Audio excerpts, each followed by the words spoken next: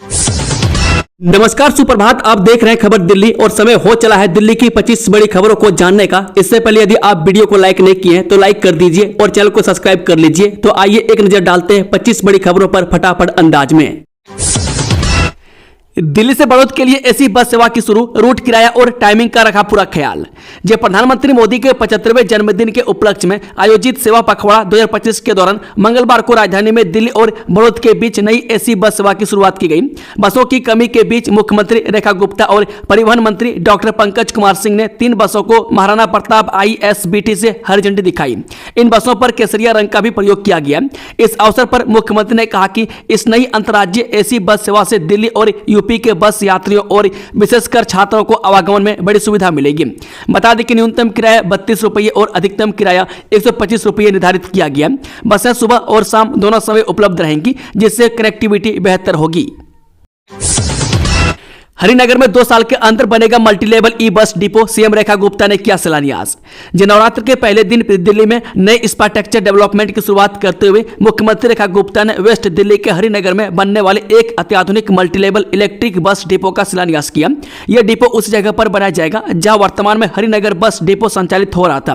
करीब 420 करोड़ रुपए की लागत से 2 साल के अंदर DTC इसका निर्माण कराएगी। डिपो में करीब 400 बसें पार्क करने की क्षमता होगी। दिल्ली के जहांगीरपुरी इलाके में कुट्टू का आटा खाने से 300 लोग बीमार, मरीजों ने किया कहा। जो उत्तर पश्चिम दिल्ली के कई इलाकों में मंगलवार सुबह अचानक बड़ी संख्या में लोगों की तबीयत बिगड़ने से हड़कंप मच गया। मैं कुट्टू का आटा खाने के बाद करीब 300 लोग उल्टी और घबराहट की शिकायत लेकर अस्पताल पहुंचे। दिल्ली के जहांगीरपुरी इलाके में कुट्टू का आटा खाने से बड़ी संख्या में लोग बीमार पड़ गए। इसकी वजह से जहांगीरपुरी इलाके के बाबू जगजीवन राम अस्पताल में बड़ी संख्या में मरीज पहुंचे। सुबह पुलिस को सूचना मिली कि कई लोग बेचैनी, उल्टी, लूज मोशन और चक्कर की शिकायत कर रहे हैं। अस्पताल में 150 से 200 मरीजों को इमरजेंसी वार्ड में भर्ती कराया गया। यह आंकड़ा लगातार बढ़ते हुए 300 के पार पहुंच गया। हालांकि बाद में सभी को छुट्टी दे दी गई। इस मामले में अब खाद्य विभाग को सूचना देकर आगे की जांच और कार्रवाई शुरू कर दी गई है। स्टार्टअप खोलने पर सरकार दे रही 70 लाख रुपये, जानिए क्या है योग्यता और कैसे करें आवेदन। जो अपना स्टार्टअप शुरू करने वाले लोगों को सरकार काफी वित्तीय सहायता प्रदान करती है। सरकार ने साल 2021 में इसके लिए startup India seed fund scheme launch की थी। इस स्कीम का उद्देश्य स्टार्टअप्स को proof of concept, prototype development, product trials, market entry और कमर्शियलाइजेशन के लिए वित्तीय सहायता प्रदान करता है। इस योजना का लाभ लेने के लिए स्टार्टअप इंडिया पोर्टल पर आवेदन किया जा सकता है। भारत भर में इनक्यूबेटर्स के माध्यम से चुने गए स्टार्टअप्स को इस स्कीम के तहत फंडिंग दी जाती है। अब दिल्ली में रात 12 बजे तक बजाओ loud speaker, CM Rekha Gupta ने नवरात्रि पर कर दिया बड़ा ऐलान। दिल्ली सरकार ने रामलीला, दुर्गा पूजा, दशहरा और अन्य धार्मिक आयोजनों को देखते हुए लाउड स्पीकर के इस्तेमाल की समय सीमा 10 बजे रात से बढ़ाकर 12 बजे तक कर दी। यह अनुमति 22 सितंबर से 3 अक्टूबर तक लागू रहेगी। इस संबंध में जारी आदेश में कहा गया कि आयोजकों को तय शर्तों और नॉइज पॉल्यूशन नियमों का पालन करना होगा।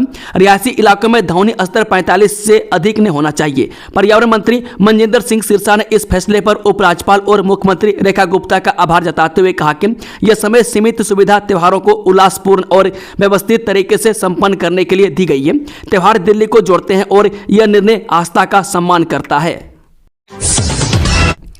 दिल्ली वाले होंगे पहले से और फिट, यमुना रिवर फ्रंट के तहत बनेगा 12 किलोमीटर लंबा साइकिल ट्रैक। जो राजधानी दिल्ली व NCR के साइकिलिंग प्रेमियों के लिए अच्छी खबर है। प्रधानमंत्री कार्यालय के निर्देश पर Delhi development authority Yamuna river front परियोजना के तहत करीब 12 किलोमीटर लंबा अत्याधुनिक साइकिल ट्रैक विकसित करने जा रही है। यह साइकिल ट्रैक बनाया जाएगा। परियोजना का उद्देश्य लोगों को सुरक्षित व सुविधाजनक साइकिलिंग का अनुभव देना है, क्योंकि अभी तक राजधानी में साइकिलिंग करने वालों को सड़कों पर वाहनों के बीच जोखिम उठाना पड़ता है।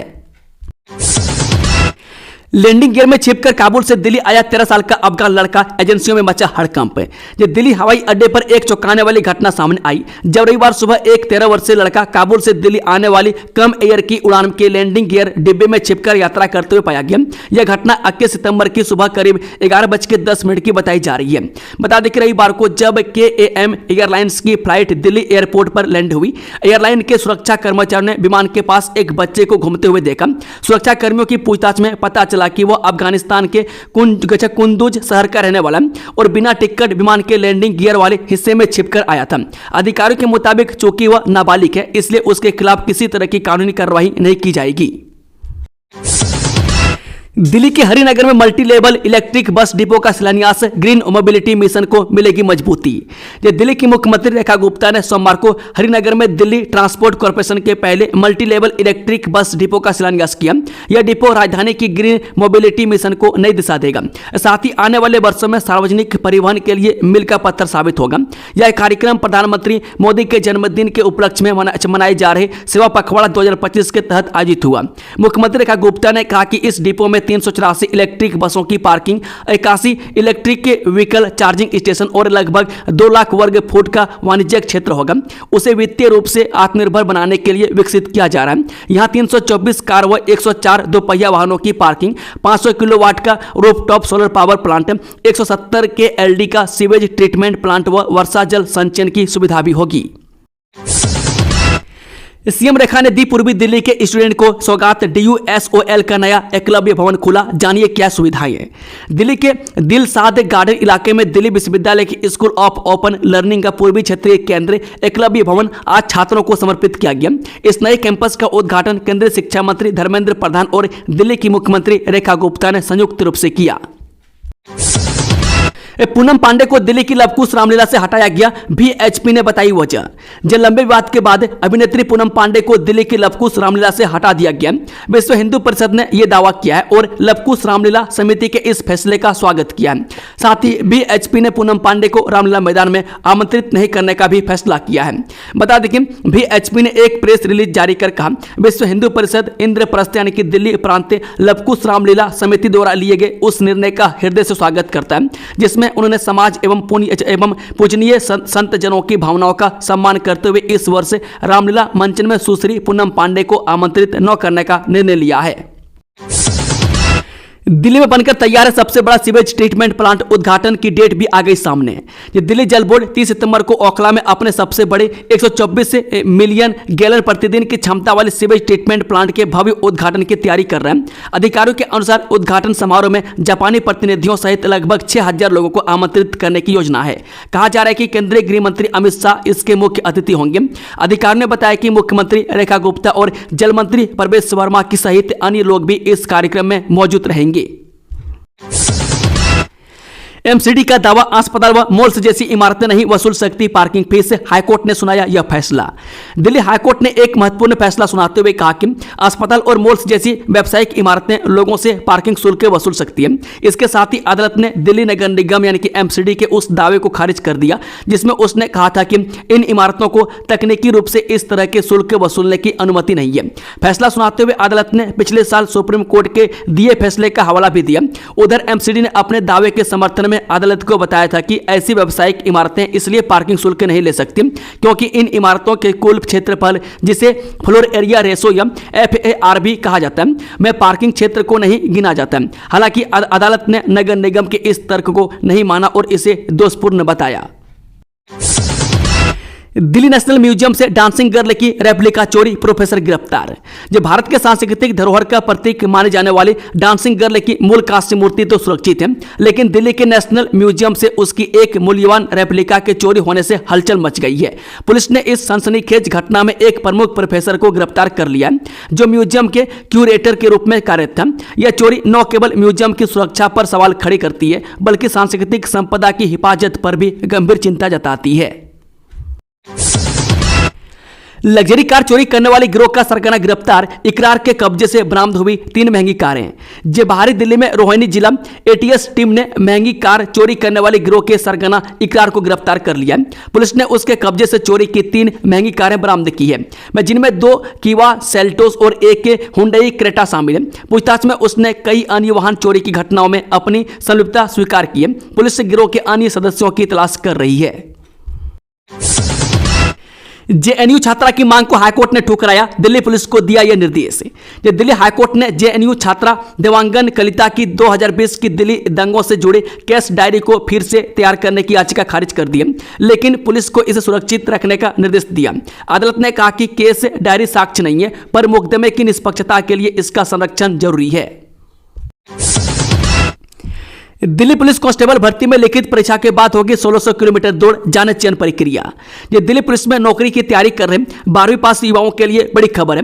कर्मचारी चयन आयोग ने दिल्ली पुलिस कांस्टेबल भर्ती 2025 के तहत कांस्टेबल पुरुष और महिला के कुल 7565 पदों पर आवेदन प्रक्रिया शुरू हो चुकी है। इनमें 5069 पद पुरुषों और 2496 पद महिलाओं के लिए आरक्षित है। आवेदन की अंतिम तिथि 21 अक्टूबर 2025 तय की गई है, जबकि शुल्क के भुगतान की आखिरी तारीख 22 अक्टूबर है। उम्मीदवारों को आवेदन में सुधार करने का मौका 29 से 31 अक्टूबर तक मिलेगा। बता दें कि इस भर्ती के तहत पुरुष उम्मीदवारों के लिए 4408 पद, पुरुष एक्स सर्विसमैन के लिए 285 पद, एक्स सर्विसमैन कमांडो के लिए 376 पद और महिलाओं के लिए 2496 पद निर्धारित है। कुल 7565 पदों में से 3174 पद सामान्य वर्ग, 756 ईडब्ल्यूएस, 1608 ओबीसी, 1386 एससी और 641 एसटी वर्ग के लिए आरक्षित है। मिड टर्म परीक्षाओं की तिथियां घोषित। सुबह और शाम की शिफ्ट वाले स्कूलों में एक ही रहेगा परीक्षा का समय। यह शिक्षा निदेशालय ने सत्र 2025-26 के लिए दिल्ली के सरकारी स्कूलों में मिड टर्म परीक्षाओं की तिथियां घोषित कर दी है। तीसरी से 12वीं कक्षा तक की परीक्षाएं 26 सितंबर से 29 अक्टूबर तक चलेंगी। प्रश्न पत्र निदेशालय द्वारा प्रदान किए जाएंगे और पर्यवेक्षकों को नियमों का पालन सुनिश्चित करना होगा। निदेशालय ने परीक्षाओं में लापरवाही पर कड़ी कार्रवाई की चेतावनी दी है। बीजेपी प्रवक्ता गौरव भाटिया पहुंचे दिल्ली हाईकोर्ट, अपमानजनक डिजिटल पोस्ट हटाने की मांग। वरिष्ठ अधिवक्ता गौरव भाटिया ने दिल्ली उच्च न्यायालय में एक याचिका दायर की है, जिसमें उन्होंने अपमानजनक और digital created internet media post को हटाने की मांग की है। न्यायमूर्ति अमित बंसल ने मामले की सुनवाई करते हुए कहा कि अश्लील टिप्पणियां अस्वीकार्य हैं, लेकिन व्यंग और अपमान के बीच अंतर करना जरूरी है। अदालत इस मामले पर आगे विचार करेगी। भाटिया ने अदालत को बताया कि 12 सितंबर को जब वह अपने घर में आराम से थे, तब अनाधिकृत छवियां और वीडियो ऑनलाइन साझा किए गए। उन्होंने दावा किया कि यह सामग्री अपमानजनक थी, उनकी गोपनीयता का उल्लंघन करती थी और कुछ मामलों में इसमें पुरुष जनांगों के अनुचित उल्लेख शामिल थे। हाईकोर्ट ने कहा साधारण च्यवनप्राश शब्द पर रोक नहीं, डाबर के फॉर्मूले को टारगेट न करें। दिल्ली उच्च न्यायालय ने पतंजलि बनाम डाबर के मुकदमे में पतंजलि आयुर्वेद को राहत दी। कोर्ट ने पतंजलि को अपने विज्ञापनों में साधारण च्यवनप्राश का उल्लेख करने की अनुमति दी, लेकिन डाबर के 40 से जड़ी बूटियों वाले फॉर्मूले को लक्षित करने से रोक दिया। न्यायालय ने स्पष्ट किया कि तुलनात्मक विज्ञापन में साधारण शब्द का हर उपयोग अपमानजनक नहीं है। तुलनात्मक अतिशयोक्ति विज्ञापन में स्वीकार्य है। सीएम रेखा गुप्ता की दो बड़ी घोषणाएं। अब रात 12 बजे तक बज सकेंगे स्पीकर, दीवारों पर पोस्टर चिपकाने पर रोक। ये दिल्ली की मुख्यमंत्री रेखा गुप्ता ने शालीमार बाग में स्वच्छता अभियान में भाग लिया और राजनीतिक दलों से दीवारों पर पोस्टर न लगाने का आग्रह किया। उन्होंने रामलीला और दुर्गा पूजा समारोह में रात 12 बजे तक स्पीकर बजाने की अनुमति देने की घोषणा की, जिससे पहले 10 बजे तक की बाध्यता थी। यह निर्णय उपराज्यपाल बीके सक्सेना द्वारा अनुमोदित किया गया। इस बीच सीएम रेखा गुप्ता ने अभियान के दौरान पत्रकारों से कहा, स्वच्छता एक रोजमर्रा की प्रथा होनी चाहिए। जब मैं यहां आई तो मैंने हर जगह कचरा देखा। यहां कूड़ा कचरा फैलाया जा रहा है, जिससे शहर प्रदूषित हो रहा है। हमने सेवा पखवाड़ा के तहत यह स्वच्छता अभियान शुरू किया है। स्वच्छता ऐसी चीज है जिसे हमें रोजाना अपनाना चाहिए। फर्जी भारतीय सरकारी वेबसाइट बनाकर व्यापारियों से 60 करोड़ रुपए की ठगी, आरोपियों से नकदी और वर्दी बरामद। ये दिल्ली पुलिस की आर्थिक अपराध शाखा ने राष्ट्रीय ग्रामीण शिक्षा मिशन के नाम पर 60 करोड़ की धोखाधड़ी का पर्दाफाश किया है। करुणाकर उपाध्याय, अनिता उपाध्याय और सौरभ सिंह को गिरफ्तार किया गया।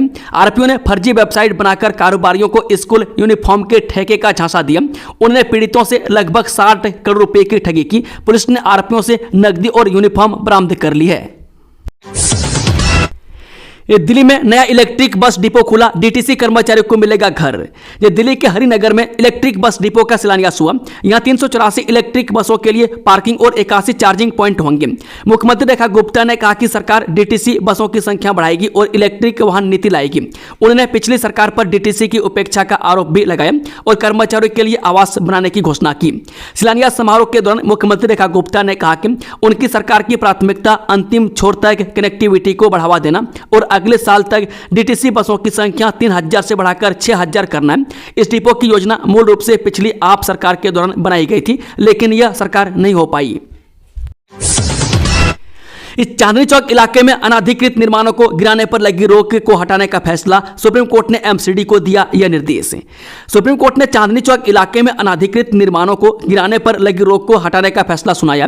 जस्टिस सूर्यकांत और जस्टिस एन कोटेश्वर सिंह की पीठ ने हाईकोर्ट और एमसीडी ट्रिब्यूनल के उन सभी आदेशों को रद्द कर दिया जिनमें 31 दिसंबर से रोक लगाई गई थी। कोर्ट ने एमसीडी अधिकारियों को अनाधिकृत निर्माणों को हटाने के आदेशों पर कार्रवाई करने का निर्देश दिया है।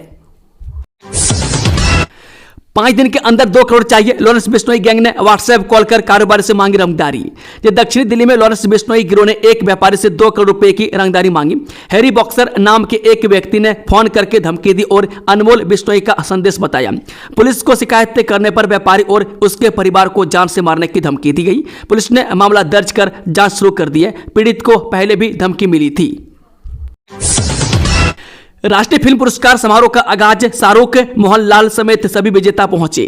दिल्ली में रामलीलाओं और दुर्गा पूजा पंडाल पर सुरक्षा के कड़े इंतजाम, इन नियमों का करना होगा पालन। नवरात्रि की शुरुआत होते दिल्ली में रामलीलाओं के मंचन और दुर्गा पूजा की शुरुआत हो गई है। वह साथ ही पुलिस ने भी सुरक्षा के कड़े इंतजाम किए हैं। खासकर लाल किला परिसर और उसके आसपास होने वाली रामलीलाओं के बाहर FRS यानी कि फेस रिकग्निशन सिस्टम वैन को तैनात किया गया, जिससे कि एंटी टेरर संदिग्धों अपराधियों पर निगरानी रखी जा सके। AI आधारित इजराइल के FRS टेक्नोलॉजी वाली गाड़ियां तमाम बड़ी लीलाओं के पास खड़ी दिखेंगी। ताड़कावध के बीच दिखाया जाएगा पुरुषों पर हो रहा अत्याचार। दिल्ली की इस रामलीला में दिखेगा अनोखा नजारा। आज और कल दिल्ली की रामलीलाओं में लोगों के सबसे पसंदीदा सीन में से एक यानी ताड़कावध का सीन दिखाया जाएगा। बच्चे हो या बड़े, रामलीला में इस सीन को देखने की होड़ सभी में दिखती है। यही कारण है कि रामलीला कमेटियां भी इस सीन को आकर्षित और भव्य बनाने के लिए खास तैयारियां करती है। इस कड़ी में चिराग दिल्ली के मिलेनियम पार्क में श्री धार्मिक रामलीला दक्षिणी दिल्ली की ओर से ताड़कावध के साथ बड़ा संदेश देने की योजना बनाई है। आधी रात गोलियों से गूंजी दिल्ली, पुलिस से भिड़ा माया गैंग का सरगना। मुठभेड़ में पैर में गोली लगने से घायल। दिल्ली के सरिता बिहार इलाके में बीती रात पुलिस की स्पेशल टास्क फोर्स यानी STF ने कुख्यात माया गैंग के एक सक्रिय लुटेरे स्नेचर और किंग पिन सागर को गिरफ्तार कर लिया। यह गिरफ्तारी एक मुठभेड़ के दौरान हुई। आरोपी को पैर में गोली लगी। DCP दक्षिण पूर्व हेमंत तिवारी ने बताया कि STF टीम को सागर के बारे में गुप्त सूचना मिली थी, जो माया गैंग का प्रमुख सदस्य है। सरिता बिहार फ्लाईओवर के पास पहुंचते ही सागर ने पुलिस पर गोली चलाई, के जवाब में टीम ने भी आत्मरक्षा में फायरिंग की, जिससे वो घायल हो गया। दोस्तों, खबरों का सिलसिला समाप्त होता है। अगर जानकारी पसंद आई तो वीडियो को लाइक, शेयर, चैनल को सब्सक्राइब जरूर कर लें और कमेंट बॉक्स में अपना फीडबैक देना ना भूलें। Thank you, all the best.